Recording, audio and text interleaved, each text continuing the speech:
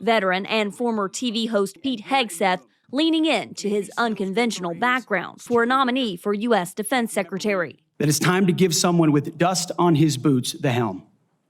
A change agent, someone with no vested interest in certain companies or specific programs or approved narratives. My only special interest is the warfighter. Most defense secretary picks garner wide bipartisan support. Not so for Hegseth.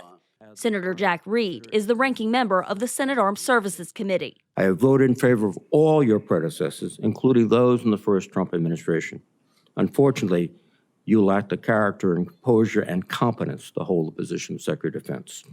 Hegseth received praise from Republicans who say a Pentagon focused on diversity, equity, and inclusion has weakened the military's strength. I have no doubt that he is going to get the Pentagon back to its primary mission, lethal readiness.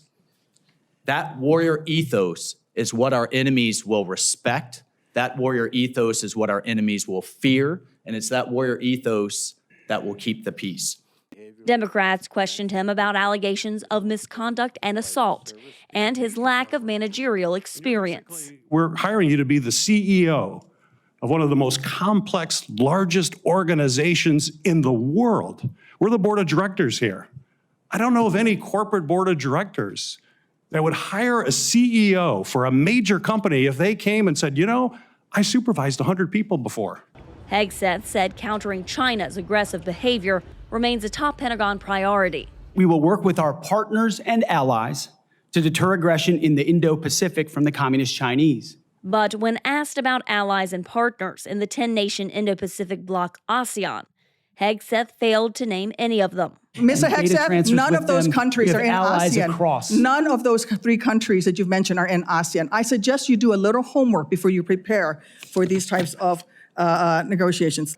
Democrats and Republicans pressed Hegseth on his recent writings and comments against women in combat. I'm straight up just saying we should not have women in combat roles. It hasn't made us more effective, hasn't made us more lethal, has made fighting more complicated. As Secretary of Defense, will you support women continuing to have the opportunity to serve in combat roles? Yes, women will have access to ground combat roles, given the standards remain high.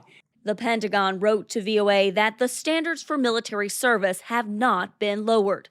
And specifically, combat and specialized units uphold strict and rigorous criteria to ensure only qualified individuals are selected regardless of gender. Senator Elizabeth Warren voiced concern that Hegseth changed his rhetoric to secure votes for his confirmation. And I hope you understand that many women serving in the military right now might think that if you can convert so rapidly your long-held and aggressively pursued views in just 32 days, that 32 days after you get confirmed, maybe you'll just reverse those views and go back to the old guy who said straight up, women do not belong in combat. Hegseth needs a majority of the Senate to confirm him. 53 of the 100 U.S. senators are Republican, but it is unclear how every senator will vote. Carla Babb, VOA News, the Pentagon.